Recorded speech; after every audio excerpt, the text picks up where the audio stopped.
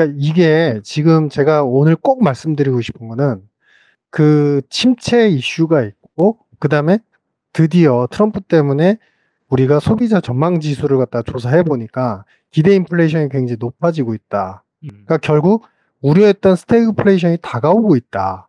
그쵸. 라는 그게 해석을 이상하다. 하는데 음. 저는 다시 한번 제가 정말 강조드리고 싶은 거는 주가를 보고 경제 지표를 해석하지 말아라. 주가가 그렇게 폭락을 하거나 변동성이 잦아지면요. 사람들은 이제부터 안 좋은 지표, 특히 전망 지수, 심리 지수를 가져와서 그걸 가지고 해석하기 시작합니다. 자, 여기서 앞으로의 경기 전망 좀 다운그레이드 됐어. 앞으로의 기대 인플레이션 지수 높아지고 있어. 그러니까 스태그플레이션이네. 막상 뚜껑을 열어보니까 전년도에 발표되었던 소매 판매 지수도 안 좋았었잖아. 그러니까 이제는 진짜 안 좋겠네. 와, 드디어 나타났네. 이렇게 우리가 과잉 우려나 해석을 하게 돼요. 그러면 오늘 유신익, 당신이 이야기해봐. 주가가 그러면 미국 주가가 안 떨어질 거라고 자신할 수 있어? 당분간은 저는 변동성이 있다고 봐요. 왜냐하면 지금의 엔비디아가 실적도 좋고 다른 많은 회사들이 IT나 우리 소위 얘기하는 이제 반도체 우리 빅 그룹들이 사실은 실적이 좋은 추세는 유지를 하고 있지만 M7이죠? 그렇죠. M7이 이제 좋은 상태는 유지하고 있지만 사실 그 외에 다른 최근까지 AI 소프트웨어와 그 다음에 양자 컴퓨팅이라든지 많은 다른 산업들 중에서 사실은 테마성 이슈가 더 강했기 때문에 트럼프의 성장 기대로 오른 것들이 상당 부분 존재를 했었다. 그러니까 실제 실적 베이스보다는 트럼프 발의 어떤 기대 전망 그리고 앞으로 더 좋아질 거야. 수주가 더 나올 거야. 특히 이제 특별한 이슈가 부각이 됐던 거는 이제 팔란티어였죠. 그러니까 팔란티어가 절대 나쁘다는 건 아닙니다. 소프트웨어, AI 소프트웨어적으로 좋아지는 건 맞지만 실제 기대감이 너무 많이 반영이 됐기 때문에 그로 인해서 나타나는 조정의 큰 어떤 변동 장세다라고 생각을 하고 있고요. 그러면은 제가 여기서 말씀드리고자 하는 거는 그러면 경제적인 펀더멘탈 상황을 다시 한번 체크를 해 보셔야 된다. 진짜 침체로 가는 것인지 아닌지에 대한 판단이 굉장히 중요하다. 이럴 때 만약에 침체가 아니라는 징후가 명확히 있다면은 당연히 이런 변동성을 이제 잘 이용하시는 분이 계실 것이고 그게 아니라면은 이제 후퇴하거나 좀 리스크 해지하는 쪽으로 이제 전환되는 분이 계실 겁니다. 근데 저는 일단은 변동성을 어느 정도 감수는 하되 일단은 지금 상황 자체는 전체적으로 트럼프 전략대로 리스크 온, 그러니까 위험 선호적인 현상으로 가고 있다. 근데 산업과 업종을 돌아가면서 갈 것이다. 제가 이제 지금 눈여겨보고 좋게 생각하는 산업 자체는 어디냐면요. 미국의 금융과 그리고 바로 우리 이제 그러니까 우리 에너지 관련되는 채굴 기업들 있지 않습니까? 에너지 관련된 기업들이 또 한번 리레이팅이 나올 수 있다. 이렇게 생각을 하고 있습니다. 여기서 그러면은 제가 생각하는 부분에 대한 내용들을 좀 말씀을 드리자면요. 지표로 보시면 여기 빨간색으로 이제 보시는데 바로 이게 전년도에 나왔던 이제 우리 12월 말까지 나왔던 그리고 지금 25년도까지 초반까지 나왔던 이제 소매 판매 금액입니다. 이제 소매 판매 금액에서 우리가 소매 판매 금액이 실제로 전년도 7조 3천억 달러 정도에서 7조 2천억 달러로 좀 줄었어요. 실제로 좀 줄었는데 그러면 줄은 부분에서 우리가 브레이크 다운을 해야 된다. 그러니까 어디서 얼마만큼 줄었느냐 이걸 한번 보시자라는 것이고요. 그러니까 지금 제일 그러면은 줄었던 부분이 어딜까요? 가장 많이 줄었던 부분이 어딜까요? 바로 자동차 부분입니다. 자동차가 소폭 줄긴 했어요. 근데 이게 우리가 12월에서 1월로 넘어가는 해이잖아요. 그쵸. 통상적인 아무리 우리가 이게 계절 조정을 한 숫자이긴 하지만 그럼에도 불구하고 1, 2, 3월에 사실은 우리 자동차 산업에서도 관세 부과와 함께 새롭게 자동차 업 자체가 미국 내에서도 계속 그 새롭게 재편될 수 있는 상황이기 때문에 지금 상황의 자동차의 판매 금액에 대해서 소매 판매 금액이 줄은 거에 대해서는 저는 큰 의미가 없다라고 생각합니다. 왜냐하면 지금 현 상황에서 이제 관세를 부과하게 될 것이고 앞으로 가능성이 있다고는 하지만 반대로 미국 내에서는 자동차 자체, 완성차 자체를 이제 전기차가 아닌 다양한 내연차를 더 많이 판매를 해라 라는 입장으로 트럼프가 선회를 했기 때문에 내연차들이 더 좋고 더 싸게 나올 가능성, 기존의 그 우리 전기차보다 더 좋은 가격에 가성비 좋게 나올 가능성이 상당히 큰 전환점이에요. 그러니까 미국 소비자들 입장에서 좀 더 기다리면 더 좋은 내연차가 나오면 굳이 지금 비싼 전기차를 살 필요가 있겠어? 라는 생각이 더 집중이 될 수 있고, 그러면 자동차 관련된 에너지 관련된 정책이 바뀌기 전에 자동차 소비가 조금 줄었다. 이 부분을 갖다가 굉장히 코셔스하고 굉장히 위험하게 생각할 요소는 아니다라는 거고요. 침체를 대비한다라는 요소는 아닙니다. 그리고 두 번째, 우리가 그 빌딩과 관련돼서, 그러니까 쉽게 말하면은 건물 건설이나 공장 건물 건설과 관련되는 여러 가지 공급 제품들, 뭐 쉽게 말하면은 이제 건설 장비도 있고 여러 가지 이제 인프라 관련된 투자 건물 장비들 있지 않습니까? 이런 게 네. 줄었어요. 근데 이게 현재 상황에서 이 금액이 조금 줄은 것 자체도 큰 의미가 있을까? 왜냐하면 뭐 다 의미가 없다라고 해? 왜 그렇게 그냥 얘기해? 그게 아닙니다. 뭐냐면은 지금 중요한 거는 빌딩, 그러니까 우리 신규 주택 착공 건수는 조금씩 줄고 있어요. 네. 미국도 비슷한 상황인 게 뭐냐면은 기존 주택이 매물 자체가 나오지 않아요. 매물이 안 나오는 이유는 지금 우리 기준금리 자체, 시장금리 자체는 아직도 높은 상황이잖아요.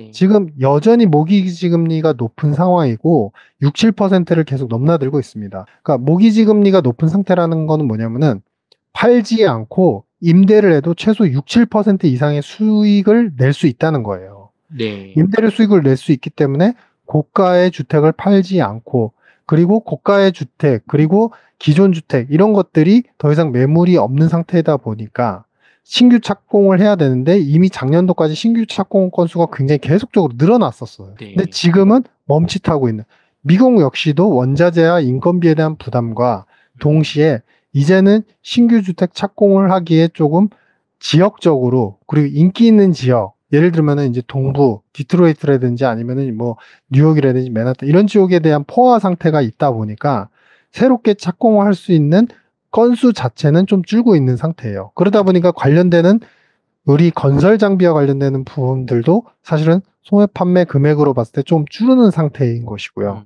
근데 그러면은 늘은 거는 뭘까 보시면요. 여전히 우리 의류 쪽 있잖아요. 그러니까 우리 그 블랙 프라이데이 있었잖아요. 작년도 이제 생각해 보시면 이 네. 의류와 관련된 소비, 그다음에 패션과 관련된 소비는 여전히 늘어난 상태를 유지하고 있습니다. 그리고 게다가 우리가 개인들이 가장 많이 살 만한 물건들 중에서 사실은 이제 머천다이즈라는 것들은 결국에는 우리가 이제 뭐 백화점을 가든지 아니면 여러 가지 이제 웨어하우스 가든지 여러 가지 이제 센터에 가가지고 구매하는 우리 소비재들, 약간은 고가이면서 사는 상품들 있잖아요. 그런 상품들을 전반적으로는 많이 사고 있는 상태를 유지하고 있어요. 그러면 지금 크리티컬한 포인트는 딱 한 군데서 나왔죠. 바로 자동차 쪽에서 나온 거예요. 자동차의 소비가 약간 줄었다. 평소 같았으면은 이것이 결국엔 경기 침체를 의미하기 때문에 앞으로 내구재를 줄이고 자동차 소비도 줄여. 그렇기 때문에 이건 침체로 가는 경로가 맞아. 라고는 하지만 지금의 자동차 소비가 약간 줄면서 전체 소매 판매가 줄었던 의미는 사실은 이제 미국 내에서의 자동차 산업이 재편되면서 소비자들이 대기하고 있는 수요가 있을 수 있다. 그래서 지금 이 상황이 침체라고 보기는 좀 힘들 것이다. 그러면 소비가 잠깐 뭐 줄 수 있다고 쳐. 근데 그러면 전체적으로 봤을 때 미국의 개인 가계의 소득이 어떨까 궁금하지 않으세요? 그죠. 돈을 만- 잘 벌고 있으면은 이게 뭐 전기차 전환이 될지 내연차로 갈지 아직 모르니까 조금 지켜보자가 말이 되는데 맞습니다. 소득이 줄어들거나 힘들면은 경기 침체 아닌가 의심할 수 있죠. 그렇죠. 바로 그 부분에서 우리 개인, 우리 가계의 전체 소득을 보시면요. 개인들의 전체 소득은 지금 작년도 11월 25조 달러에서 지금 작년 12월 기준으로 25조 반올림해서 25조 2천억 달러예요. 이 늘었네요. 규모는 지금 24조 5천억에서 작년 5월이었죠. 여기서 줄은 역사가 없습니다. 계속 늘고 있어요. 1월에도 늘어났을 걸로 생각이 돼요. 아마 이 정도 수준 내외에서 기록을 했을 거예요. 적어도 많이 줄지는 않거나 아니면은 25조 2천억 달러 정도 내외에서 유지를 했을 겁니다. 그러면 소득, 이 부문별로도 나눠보셔야 돼요. 바로 우리 샐러리, 임금 소득이 어떠냐? 그러면 완만하게 계속 늘고 있죠. 15조 3,700억 달러. 예. 작년 11월에 얼마냐? 15조 3,100억 달러. 여전히 늘어난 상태를 유지하고 있습니다. 수치적으로 보셔야 돼요. 숫자로 보시면은 이게 또 중요한 소득, 개인들의 이제 소득 부분에서 중요한 부분이 뭐냐면은 우리 이제 그 소위 말해서 정부에서 돈을 쓰는 규모인데요. 이 네. 정부에서 돈을 쓰는 규모도 작년 12월 역시 줄지 않은 상태를 유지를 합니다. 그리고 개인들이 갖고 있는 이제 캐피탈 관련되는 이제 캐피탈 차익이라든지 아니면은 우리 이익들, 금융과 관련되는 이익들 이런 것들을 다 합해서 그리고 렌탈 관련된 이익까지 다 합해 보면은 그 금액도 비중은 크지 않지만 꾸준히 계속 늘어나고 있어요. 뭐 개인이 뭐 예적금하거나 아니면은 뭐 월세 받거나 할 땐 이런. 네, 그런 것들 다 포함해서 자본 차익 뭐 이런 것들을 다 포함해서 그런 것도 늘고 있는 상태고요. 그리고 개인들이 받는 이전 소득이 있는데 이게 정부한테 받는 거예요. 그러니까 뭐 우리 실업급여를 받는다든지 아니면 메디케어, 메디케이드 받는다든지 뭐 이런 것들이 있거든요. 그다음에 이제 은퇴 군인들이 받는 이제 그 은퇴 자금 펀드 같은 것들이 있어요. 근데 네. 이런 것들을 받은 규모를 보면은 그 금액도 여전히 높은 금액, 4조 6천 반올림해서 500억 달러. 작년도 11월에는 4조 6,400억 달러 정도. 꾸준히 늘고 있는 상태입니다. 전반적으로 소득이 뭐 어떤 분야든지 조금씩 다 늘고 있네요. 네, 소득도 늘고 있고 소매 판매가 다만 산업적으로 봤을 때 잠깐 멈칫하고 있어요. 그러면 지금 상황에서 요거를 잠깐 줄이겠습니다.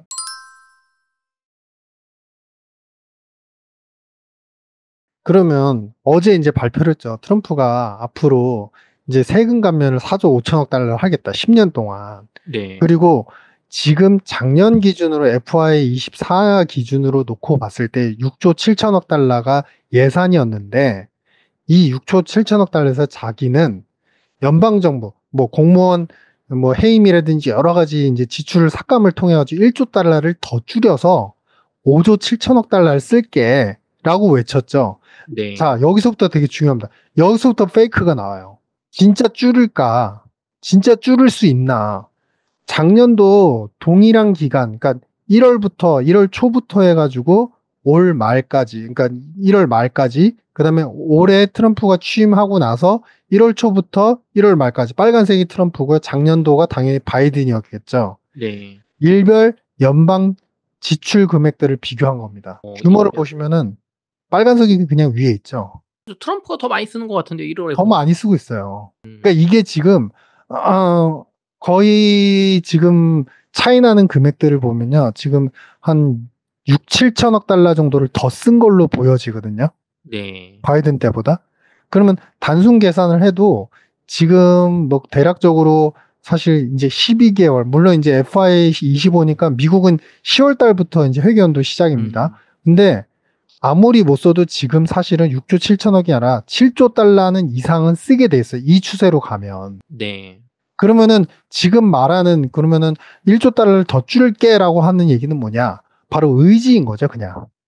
그럼 실제로 5조 이렇게 써 가지고 5조 달러 써 가지고 긴축하겠다는 게 아니라 7조 달러 쓸 건데 그냥 의지의 표현이다. 돈 방만하게 안 그렇죠. 하겠다. 그 네. 정도의 얘기라는 거예요? 네, 맞습니다. 실제로 그래서 제가 트럼프 패닉 때도 그런 내용을 했는데 쇼오프가 되게 강해요. 그래서 나오는 얘기를 사람들은 다 믿어요.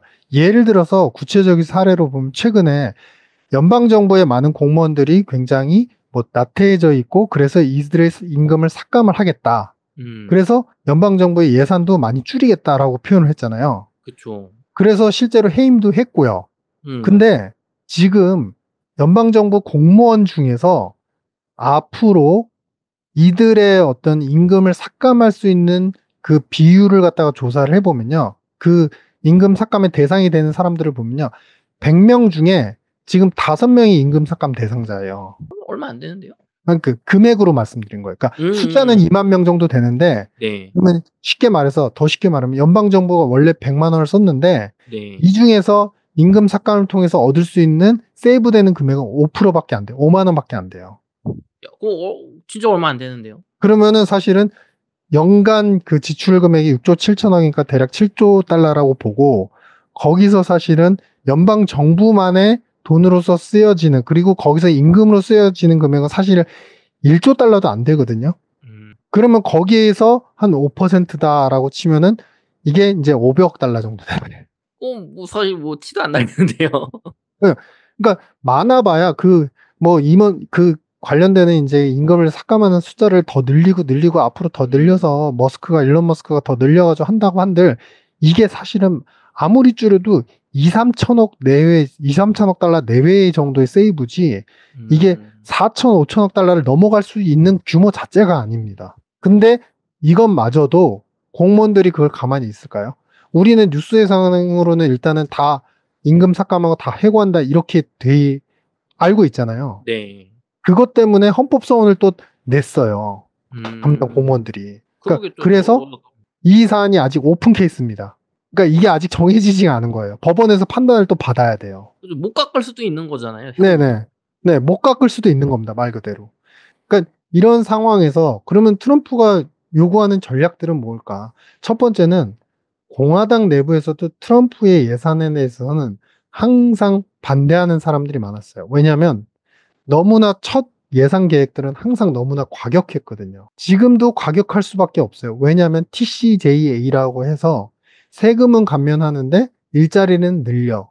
그 정책이 올해 25년도 말에 종료가 됩니다. 예전에 트럼프가 깔아놓고 간 정책이었어요. 근데 그게 만료가 되니까 이걸 앞으로 10년 동안 더 연장을 할게. 그러면 10년 동안 원래 매년 쓰는 예산 말고 이것 때문에 TCJA 때문에 나가는 돈이 또 생기는 거예요. 그렇기 때문에 이것 때문에 공화당 내부에서 이것만으로도 10년 동안 1조 달러 이상의 적자를 만들 수 있으니까 이거는 미국 예산법에 맞지 않는다. 미국 예산법이라고 있거든요. 그 법에 맞지 않기 때문에 이거를 갖다가 축소하거나 대폭 축소하거나 하면 조정을 하겠다. 그런 공화당의 의원들의 얘기가 있고, 그러니까 트럼프 입장에서는 이런 식으로 공무원 월급 삭감이라든지 지출 삭감을 통해서 1조 달러를 줄일 테다.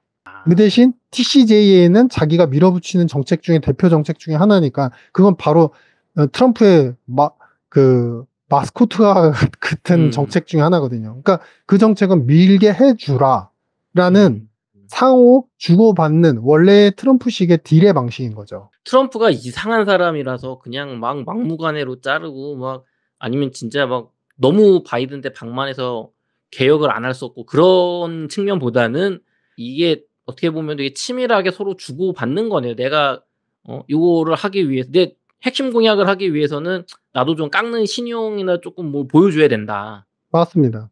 근데 실제로 그만큼 1조 달러를 깎을 수는 없을 거라는 거잖아요. 깎을 수 박사님. 없어요. 절대 깎을 수 없어요. 트럼프 초기 때 이거는 트럼프가 아니라 바이든도 똑같았고요.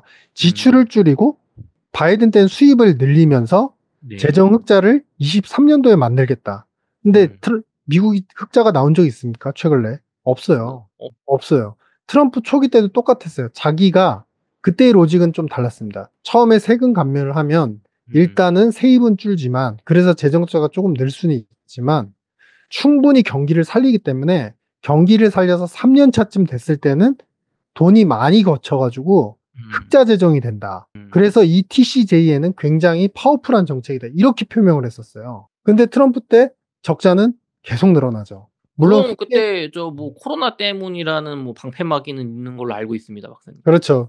후반기에는 이제 코로나 때문이라는 이슈도 있었지만 사실은 그 전까지도 계속 늘어났습니다. 적자는. 실제 성과가 미진했다. 그래서 이게 이제 트럼프의 방식에 대해서 이해를 해야 되는 부분들. 첫 번째는 뉴스에 나오는 발언의 내용만큼 그렇게 실제로 이루어지지 않는다. 두 번째, 본인이 외부적으로 봤을 때 딜을 하는 관세를 맞을래 아니면은 우리한테 투자를 할래라는 딜은 공화당 내부에서도 항상 존재를 한다.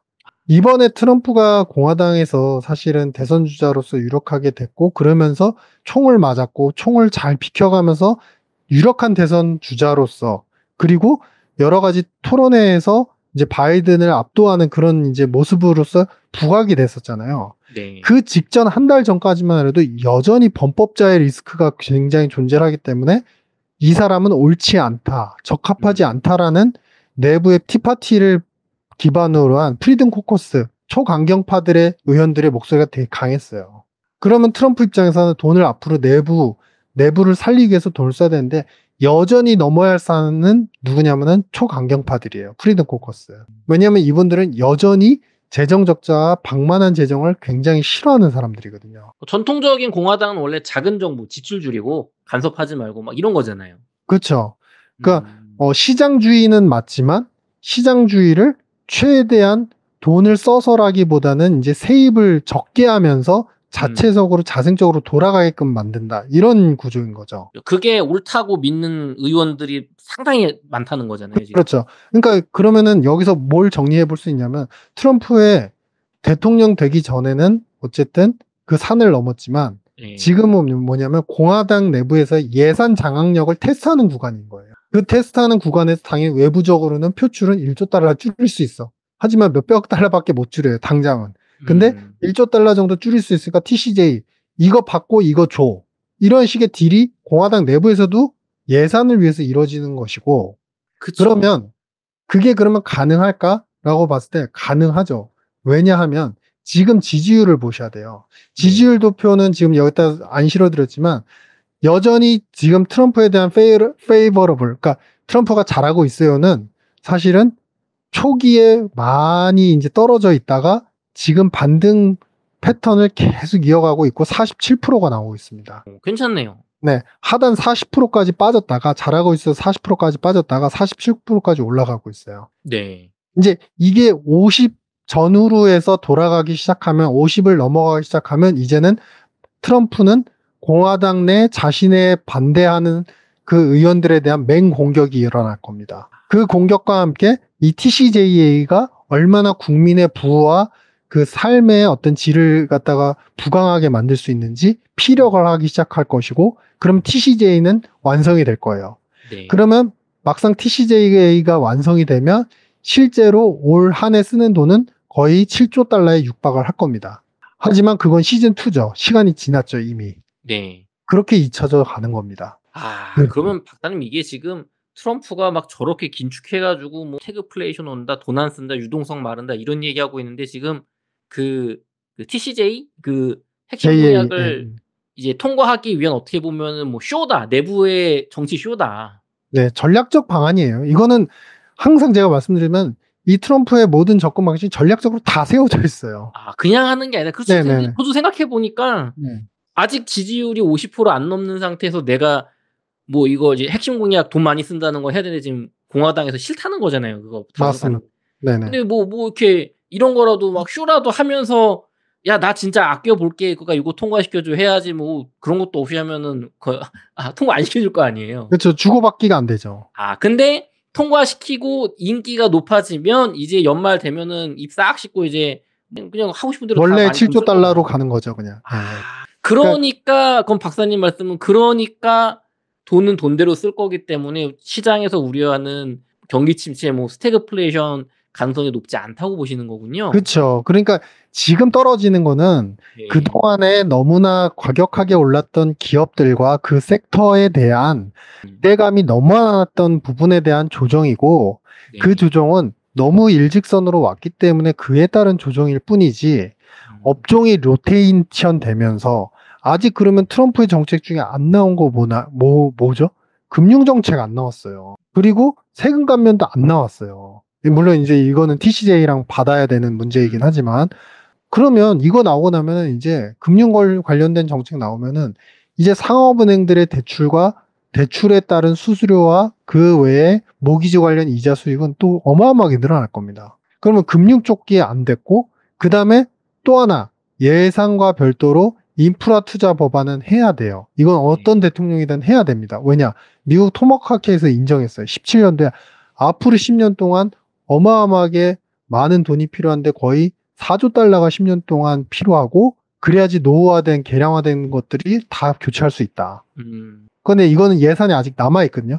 바이든 때 다 못 쓴 게 있습니다. 그거 플러스해서 트럼프도 가져올 거예요. 그럼 인프라 관련되는 산업들의 그 수주와 실적도 늘어날 수 있어요. 참고로 보시면 지금 BIS에서 나온 지표인데요. 24년도 3Q 기준이긴 합니다만 지금 GDP 대비 M2의 비율을 계산해 보면 전 세계적으로 봤을 때 42%예요. 이게 어느 정도 숫자냐면요. 24년도 1Q에 잠시 41, 24년도 2Q에 40.6, 그래서 다시 늘어나고 있는 추세예요. 또 늘어나고 있네요. 그러니까 이게 42%가 뭐 그렇게 큰 돈일까? 아니, 전 세계 GDP의 42%라는 얘기는 유동성이 지금 메마르지 않고 있는 상황이 미국 중심으로 필두로 해서 계속 이어지고 있다라는 그런 반증인 겁니다. 그럼 여기서 우리가 생각해 볼 수 있는 게 있죠. 유동성이 마르지 않아. 그리고 경기 관련된 지표들은 특히 개인의 소매 판매에 대한 우려가 있었지만 소득은 여전히 견조하게 늘어나. 그러면 일시적인 소매 판매 축소일 가능성이 크고 현 상황에서 트럼프가 저렇게 1조 달러를 줄일 수 있어라고 당당하게 외치지만 구체적인 계획은 없어요. 나온 거는 이 임금 삭감밖에 없어요. 공무원들의 임금 삭감. 그건 애당초 그걸로 메꿔지지가 않아요. 근데 1조 달러를 얘기하면서 어쨌든 TCJ를 계속 늘리고자 하는, 더 확장시키고자 하는 의지는 뚜렷해요. 그런데 현 상황에서 침체에 대한 우려가 나와요. 그럼 트럼프 입장에선 유리하죠. 정책을 드라이브를 걸기 유리하죠. 여기서 만약에 컷을 걸면 그 의원들은 당신이 지금 미국의 미래를 망가뜨리고 있어. 방해하고 있어. 네.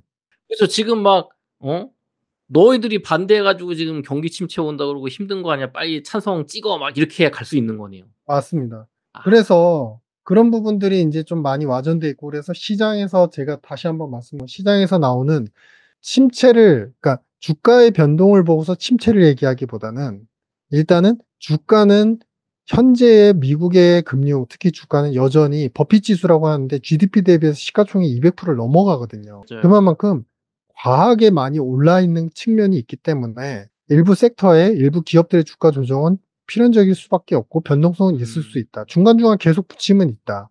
하지만 업종이 돌아가면서 계속 위험 선호적인 현상이 나타날 수 있고 실제로 지난번 이제 소비자 전망 그 조사에서 기대 인플레이션이 높아졌지 않습니까? 근데 네.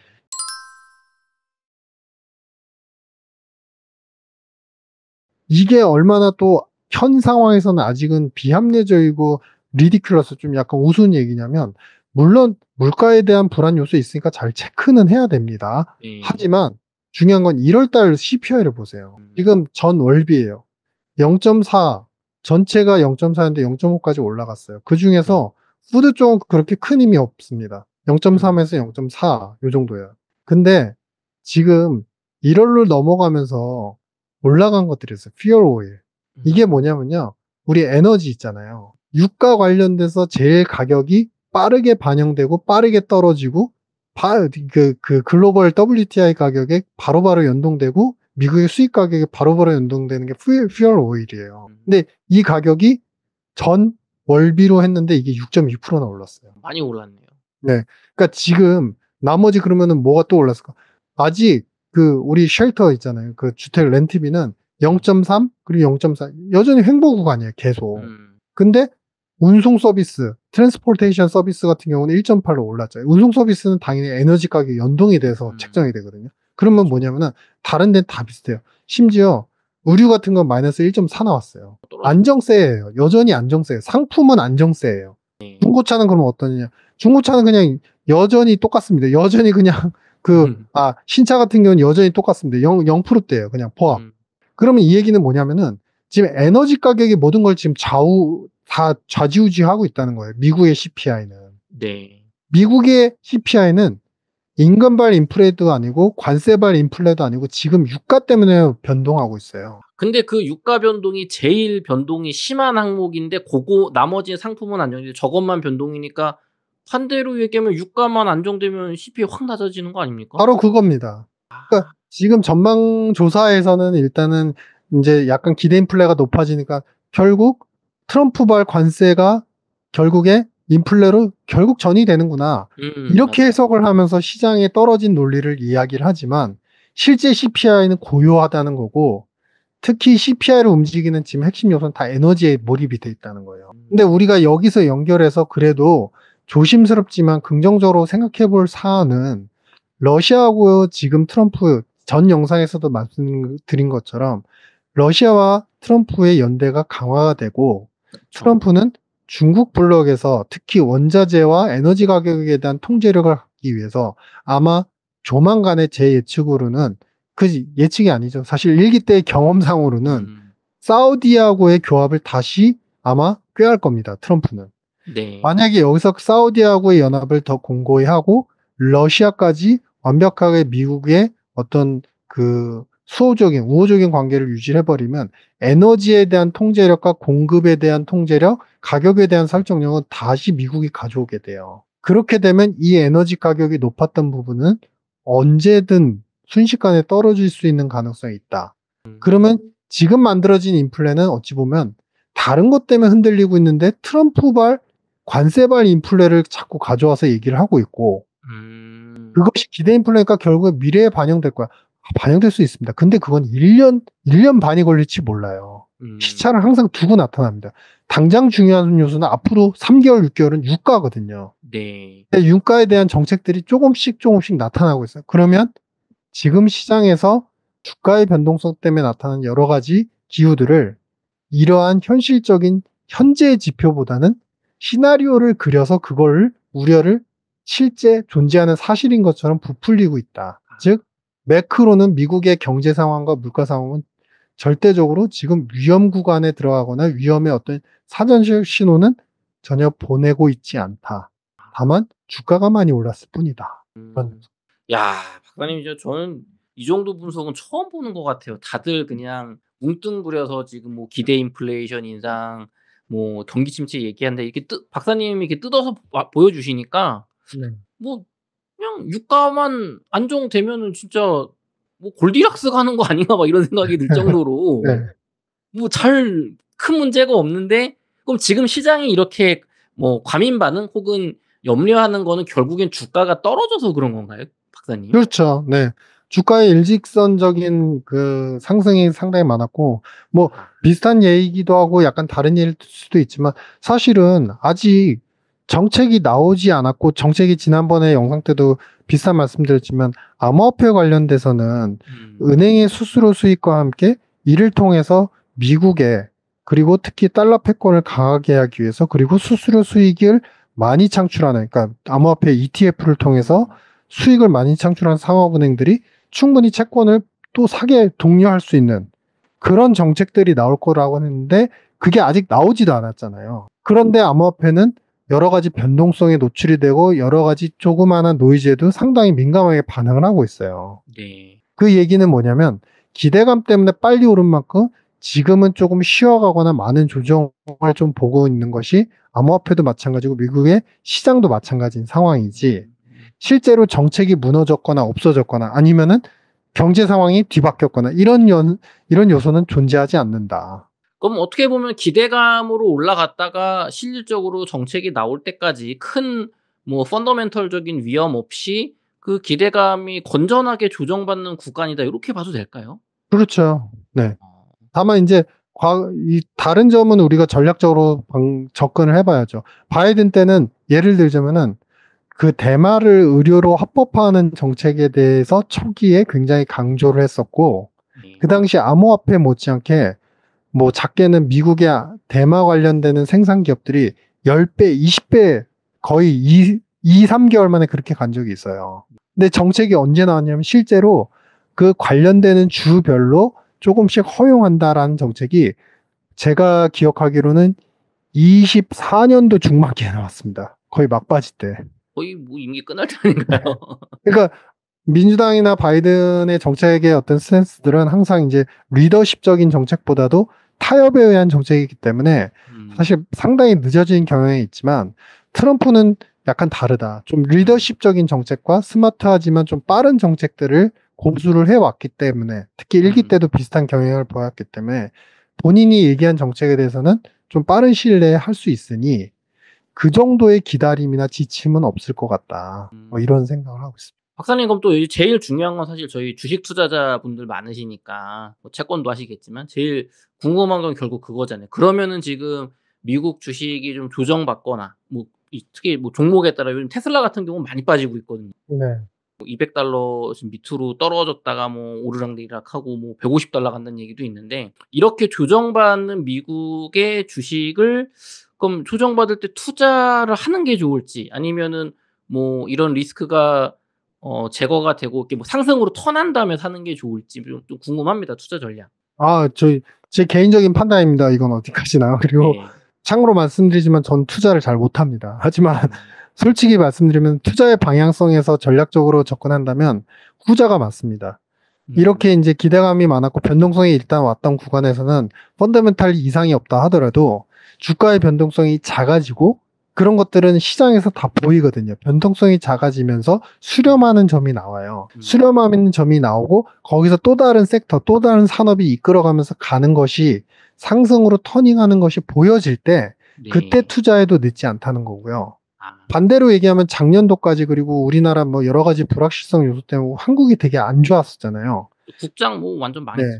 근데 한국은 오히려 지금 괜찮아 보여요. 왜냐하면 지금 한국 같은 경우는 삼성전자가 결국엔 힘을 써줘야 되지만 삼성전자가 지금 D램과 관련돼서 HBM 관련돼서 퀄 테스트를 하고 있고 여러 가지 뭐 이야기들은 있지만 과연 엔비디아의 공급을 안 하는 걸까 못 하는 걸까? 지금까지 제가 개인적으로 추측하기로는 안 하는 거라고 생각을 하고 있고요. 네. 왜냐하면 항상 엔비디아 입장에서 공식적으로 얘기했던 것 중에 하나도 이 D램, HBM용 D램을 사실은 다원화할 수밖에 없어요. 마이크론하고 하이닉스로는 부족해요. 네. 가격에 담합이 생길 수 있거나 아니면 공급 쇼티지 때문에 언제든지 가격의 변동성이 일어날 수 있고 그러면 그게 판매 가격에도 수지에도 영향을 미치거든요. 네. 그렇기 때문에 삼성전자는 안 하고 있을 뿐이지 언제든지 요청은 있기 때문에 항상 존재하기 때문에 삼성전자가 어쨌든 적극적인 의사만 표명을 하면은 충분히 그 세계적인 또 리더십을 발휘하거나 아니면은 그 마켓 쉐어를 갖다 늘리는 그런 다시 영광을 볼 수 있다. 충분히 볼 수 있다. 네. 그리고 한편으로 뭐 최근에 이제 이거는 이제 정확하게 우리도 더 확인해 봐야 될 사항은 있지만 중국에서 불어오는 여러 가지 한국 문화에 대한 한한령 이슈나 여러 가지 이제 우호적인 포지션들, 그다음에 중국 대사가 한국을 방문할 수 있는 가능성들 이런 것들이 열리는 것도 지금은 아시아 태평양 지역에서 한국의 역할, 미국이 바라보는 한국의 역할, 중국이 바라보는 한국의 역할이 각각 중요도가 있다라는 의미로 보여지고요.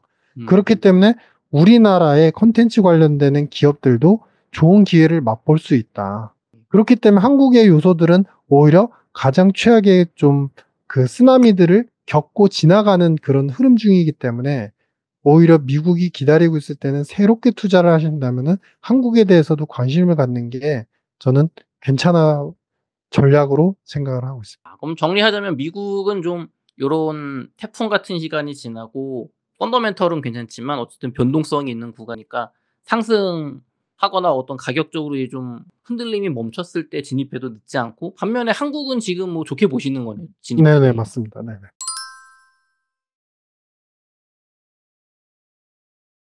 박사님 그러면 힘드시겠지만 제가 하나만 더 여쭤볼게요. 네네네. 뭐 개별 주식 얘기 참 어려운 건 제가 알지만 테슬라 투자자분들이 정말 많으시니까 아, 네.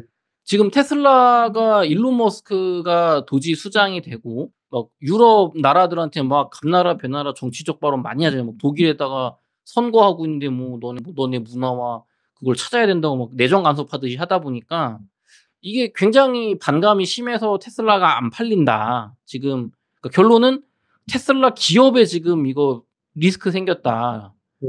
그래서 이거 주가 싸다고 사면은 안 된다. 안 그래도 PER 높은데 막 이런 얘기 네. 나오거든요. 네. 테슬라 주식은 좀 어떻게 보시는지요? 이거는 이제 제가 주식에 대해서는 이제 완전 전문가는 아니지만 사실은 이제 거시 전문가의 입장에서 테슬라라는 기업을 제가 생각해 보면 지금 이제 일론 머스크가 사실 너무 많은 일을 맡고 있죠. 네. 테슬라를 유지하면서도 또 다치를 운영을 해야 되는 입장이고 여러 가지 외교적 정책들을 다 발현을 해야 되고 내부적으로도 정책을 이제 발표를 해야 되는 입장이고 유럽과 관련해서는 사실은 이건 노이즈라고 생각을 합니다. 왜냐하면 지금 트럼프가 유럽에 관세를 매기는 거 그리고 지금 유럽 내에서도 많이 우경화가 돼 있는, 그러니까 우파들과 총선에서도 마찬가지였지만 우파들이 많이 득세를 하게 됐고 결국에는 우파가 과거의 포퓰리즘적인 정책을 보이는 좌파의 그런 문화보다는 우파로서 국가적인 리더십과 자존감을 세우면서 상대국에게 어느 정도 우리가 강하다는 걸 보여줄 수 있는 우파가 중요해라는 흐름으로 이 우파들은 특히 미국에 대해서도 되게 강경한 태도를 유지를 하고 그 아. 반향적으로 이야기를 해요. 미국이 그러면 우호적이지 않다. 그렇죠. 미국에 대해서 왜냐하면 유럽의 자존감을 찾는 와중인데 그런데 거기다가 관세를 부과한다. 그럼 사실은 그거는 서방의 권역에서 우리가 함께라는 얘기를 해왔는데 그러면 우리를 무시하는 거야? 우리를 낮추는 거야? 이렇게 표현이 되기 때문에 음. 특히나 우파의 목소리로 빌리자면은 미국은 굉장히 적대시할 수밖에 없어요. 그럼 적대시하는 이런 부분들을 당연히 지금 어쨌든 다찌를 운영하고 있는 이제 일론 머스크 입장에서는 당연히 강경한 이야기를 할 수 있는 것이고, 근데 그것이 지금 테슬라라는 자동차 판매 자체에 대한 악영향을 미치냐, 그건 전 별개라고 생각을 해요. 왜냐하면 유럽은 지금 노선 자체도 아직도 친환경 그리고 우리가 그 신재생 관련되는 투자 뱅크를 만들고 그것을 내부에서 유럽 위원회에서 승인하고 투자를 은행들이 하게끔 유도를 하고 있거든요. 네. 그럼 전기차라든지 테슬라에 대해서는 사실 그렇게까지 나쁘게 판매를 그러니까 우리가 이제 소위 말해서 사지 않거나 음. 불매를 하거나 막 이럴 만한 이슈는 없는 거예요. 내부 정책적으로 봤을 때. 음. 가격의 경쟁력과 가성비만 충분히 맞아 떨어지면 음. 충분히 좋다는 거예요. 왜냐하면 그럴 기현성이 존재하죠. 왜? 지금 중국 관련돼서 전기차와 전기차 배터리에 대해서는 이미 그 보조금을 지급하는 것 자체가 부당행위다라면서 미국과 동일하게 관세를 부과해놨거든요. 그러면 현 상태에서 테슬라 자체가 위험한 것보다는 심리적 요소. 그러니까 앨런 머스크는 모든 영광과 그 웰페어를 다 누릴 거야. 트럼프 이기 때는. 근데 이제 악역을 맡으면서 나타나는 부정적 영향이 테슬라의 어떤 판매량으로도 이어질 수 있어라는 불안감에서 나타난 것이고, 그러면 음. 그거는 좀 일시적일 가능성이 있다. 테슬라가 우리가 지금 테슬라 이기 때 뭐 전기차도 중요하지만 지금 테슬라를 갖다가 더 칭송하고 더 좋게 보는 거는 이미 트럼프가 일기 때 힌트를 줬던 것처럼 우주항공에서의 그 독자적 개발력과 위성에 대한 그 파워풀함 그리고 네. 그것이 이제 국가적으로 결국에는 중국하고 싸우려면 우주 인공위성에서의 싸움도 되게 중요해지거든요. AI 못지 않습니다. 그래서 네. 그런 패권에서 테슬라가 해낼 수 있다. 결국에는 음. 그런 이제 가능성들, 스페이스X를 통해서 모든 걸 해낼 수 있다라는 가능성이 있기 때문에 그건 국가적으로 밀어주는 산업이고 기업이기 때문에 이런 요소들이 테슬라의 결국에는 중장기로는 반영이 될 것이고 지금 나오는 여러 가지 이제 일시적인 리스크들 변동은 다만 테슬라 자체의 문제라기보다는 이번에 나타난 미국 시장에 대한 회의론, 침체 가능성을 우려한 주가의 변동, 이런 것에 더 속해 있을 가능성이 크다. 이렇게 생각을 하고 있습니다. 그 테슬라에 정말 우리나라 분들이 투자를 많이 하고 계시다고 들었어요. 한국 금액이 테슬라 퍼센트이다 뭐 이런 얘기도 있던데 아, 네네. 네 그 요번 조정 때 어떻게 보면 또 좋은 기회로 저는 이렇게 들리거든요. 네. 테슬라 투자하시는 분들은 잘 뭐 어쨌든 이렇게 조정 이렇게 뭐 반토막 난 거는 사실 밸류에이션 측면에서 좋은 거잖아요, 투자자 음. 측면에서. 다만, 그래서 미국이 그동안 너무 셌기 때문에 테슬라가 됐든 뭐가 됐든 이제 뭔가 수렴점을 찾고 돌릴 때 음. 하자. 뭐 요 그렇죠. 정도. 지금 네. 그렇다고 벌써 물타기 하지 말고 좀 네네네네. 기다렸다가 좀 이제 네. 이제 좀 요 정도 밴드 구간 나오고 바닥 네. 천전하는 거 보일 네네. 때 하자. 네네네. 예 박사님 긴 시간 동안 이렇게 긴급 인터뷰로 거의 1 시간 해 주셨는데 감사하고요. 네네. 끝으로 저희 우웅달책방 시청자분들을 위한 한 말씀. 뭐 그동안 제가 이제 영상을 급하게 찍을 때도 좀 그 마이크 소리가 안 좋아서 너무 죄송스러웠는데 그래서 긴급하게 저도 이제 구입을 해서 했는데 이번 영상에서는 좀 음질이 좋았으면 하는 바람이고요. 혹시 또 모자란 부분이 있으면 제가 나중에 좋은 마이크를 또 구입을 해서 여러분들께 좋은 내용으로 좋은 이제 음질로 이렇게 전달드리도록 노력하겠습니다. 네, 감사합니다. 네. 여러분 그 교보문고 같은 뭐 서점에 가시면 그 유신익 박사님의 신간 트럼프 패닉 책이 있거든요. 그 책을 읽어 보시면 오늘 박사님이 해 주신 얘기가 훨씬 더 명확하게 이해가 되실 겁니다. 네 박사님 수고 많으셨습니다. 감사합니다. 네, 감사합니다.